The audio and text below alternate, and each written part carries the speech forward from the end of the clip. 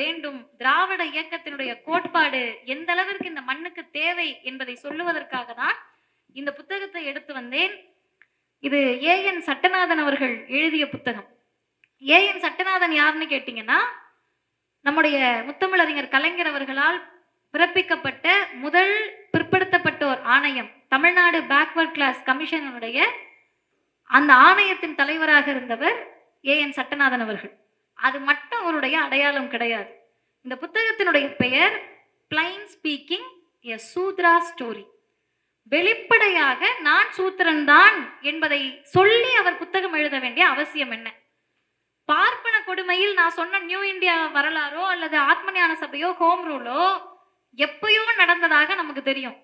இன்னமும் ஏன் பழைய பஞ்சாங்கத்தை பேசிட்டு இருக்கீங்க நம்ம ஆளுங்களே கேட்பாங்க. அந்த இடத்தில் தான் இவர் யாருன்னு கேட்டீங்கன்னா மிகப்பெரிய கற்றறிந்தவர். பிஏ படிக்கிறாரு, கோல்டு மெடல் வாங்குறாரு. அன்றைக்கு இருந்து செங்கோட்டை பகுதியில் பிறந்தவர். அவர் தன்னை இந்த புத்தகத்துல ஃபுல்லா அவருடைய வரலாறு சொல்லிட்டு வராரு. அதுல நான் சுருக்கமா ஒரே ஒரு சம்பவத்தை சொல்றேன். இன்றைக்கும் அந்த வடிவம் மாறி இருக்கா இல்லையான்றதை நீங்க யோசிங்க. இவர் கல்லூரிக்கு பேராசிரியராக வருகிறார். அவருடைய விருப்பம் என்ன, எய்ம் என்னன்னு கேட்டா, சிவில் சர்வீஸ்ல உள்ள போயிடணும்.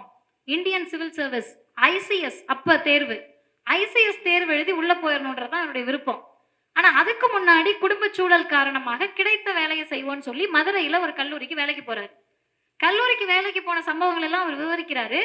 ஒரு நாள் வகுப்பு எடுத்துக்கிட்டு இருக்கப்ப கேள்வி கேட்கிறாரு, ஜெனரலா கொஸ்டின் கேட்கிறாரு. சொல்லாத மாணவர்கள் ஒரு 6-8 பேர் அதுக்குள்ள பெல் அடிச்சிடுறாங்க. இவர் என்ன பண்றாரு, இவங்களுக்கு இது தெரியலையே, இந்த ஈஸி கொஸ்டினே தெரியலையேன்னு சொல்லி, நீ 8 பேரும் நாளைக்கு இம்போசிஷன் எழுதிட்டு வரணும்னு சொல்லிடுறாரு. பாபு என்ன பாக்குறாரு, நான்லாம் என் பிள்ளைகளுக்கு இம்போசிஷனே கொடுத்தது கிடையாது. அப்ப இவங்கெல்லாம் இம்போசிஷன் கொடுத்து வெளியே அனுப்புறாரு.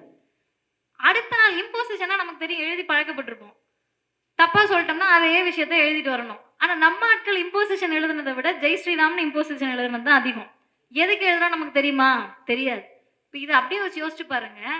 எழுத சொன்ன உடனே அடுத்த நாள் இந்த மாணவர்கள் எழுதல, ஒருத்தர் மட்டும் எழுதிட்டு வர்றாரு. அவரை வகுப்புக்குள்ள விட்டுறாரு. நீ எல்லாம் வெளியே நின்று எழுதுறப்ப உள்ள வாண்டார். இது சாதாரணமாக ஒரு பேராசிரியர் செய்யக்கூடிய காரியமா இல்லையா? நமக்கு பள்ளிக்கூடத்துல இன்னைக்கு அதானே பண்றாங்க. 2வது நாள் ஒரு 5 பேர் எழுதிட்டு வந்துடுறாங்க. மீதம் எழுதாதவர்கள் இவருக்கு பயந்துட்டு அப்போ உட்காந்து எழுதி கொடுத்துட்றாங்க. ஒரே ஒரு மாணவர் மட்டும் 3வது நாள் எழுதிட்டு வரல. இப்ப இவர் சொல்றாரு, அந்த பசங்க எல்லாம் பார்த்துட்டு, சார் அவருக்காக நான் எழுதவான்னு கேட்கறாங்க. சரி எழுதிட்டு வா அப்படின்னு சொல்லிட்டு எழுதிட்டு அந்த மாணவனையும் இவங்க பள்ளிக்கூட அந்த கிளாஸ்க்குள்ள கல்லூரிக்குள்ள கூட்டிட்டு வந்துடுறாங்க. வகுப்புக்குள்ள கூட்டிட்டு வந்த பிறகு பிரின்சிபல் வரைக்கும் இந்த பிரச்சனை போகுது. எல்லாம் செட்டில் ஆன முடிச்சுட்டாங்க அப்படின்னு நினைக்கிறப்ப அடுத்த நாள் சட்டநாதன் அவர்கள் கல்லூரி அந்த வகுப்புக்குள்ள நுழைகிற போது ஒரு மாணவன் யார் அந்த இம்போசிஷன் எழுத முடியாதுன்னு திமிரா வெளியே நின்னாரோ பேராசிரியரை பார்த்து, சூத்திர பயலே அப்படின்னு சத்தமா கூப்பிட்டு, உனக்கு என்ன நடக்குதுன்னு பாரு. அது அவர் ஆங்கில புத்தகத்தில் எழுதியிருக்கிறார். He called me a Sudra fellow. நினைச்சு பார்க்க முடியுதா? சூத்திரன் அப்படின்னு சொன்னா வேசி மகன் நீ உன் மனு தர்மத்துல எழுதி வச்சிருக்க. எழுதி வச்சதை உன் பிள்ளை குட்டில இருந்து எல்லாத்துக்கும் சொல்லி கொடுக்குற. நமக்கும் அவங்களுக்கு இருக்கு. நம்ம அவங்க கிட்ட கத்துக்க வேண்டிய ஒரு சின்ன விஷயம் என்ன தெரியுமா? பிறந்த உடனே அவர்களுக்கு மனு தர்மத்தை சொல்லி தராங்களோ இல்லையோ, நாம பார்ப்பனர்கள் அவங்க எல்லாம் வேறன்னு சொல்லி கொடுத்துருவாங்க. ஆனா நம்ம பிறந்து நம்ம அப்பா சாகுற வரைக்கும் நம்ம திராவிடர் இயக்கத்துக்காரு கருப்பு சட்டை தான் நமக்கு சொந்தம்ன்றதை சொல்லி கொடுக்காம செத்து போயிடுவாங்க பாதி பேர். இதை நாம் பார்ப்பனர்களிடத்தில் கற்றுக்கொள்ள வேண்டும். எப்படி ஒரு குழந்தை பிறந்த உடனே 5 வயசுல 50 வயசுக்கார பார்த்து சூத்திர பையலன்னு கூப்பிட்டுருக்கோம்? எப்படி ஒரு 6 வயசு பையன் ஒரு தாத்தாவை பார்த்து டே வாடா சூத்திர பையலன்னு கூப்பிட்டுருப்பாங்க? இப்ப பிறக்கின்ற போதே நீ பெரியவன் என்ற அந்த திமிரை நம்ம சொல்லி கொடுக்கிறோம்ல, பார்ப்பனர்கள் சொல்லி கொடுக்கிறார்கள்ல, அந்த இடத்தில் அந்த சட்டநாதன் அவர்கள் எவ்வளவு கூச்சப்பட்டு நின்றிருப்பார்.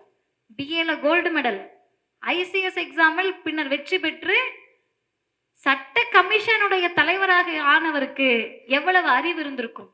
நீ அறிவாளியா இருந்தாலும் சரி, புத்திசாலியாக இருந்தாலும் சரி, உன்னை என்ன இருந்தாலும் சரி, நீ சூத்திரன் தான் என்று சொன்ன வழிதான் இந்த புத்தகத்தினுடைய பின்பக்கத்தில் அவரை எழுத வைக்கிறது. திராவிடர் இயக்கம் என்று ஒன்று தோன்றவில்லை என்று சொன்னால் எல்லாருடைய நிலையும் இதுவாக தான் இன்றைக்கும் இருந்திருக்கும் என்பதை இந்த புத்தகத்தில் பதிவு செய்கிறார். இந்த இடத்தில்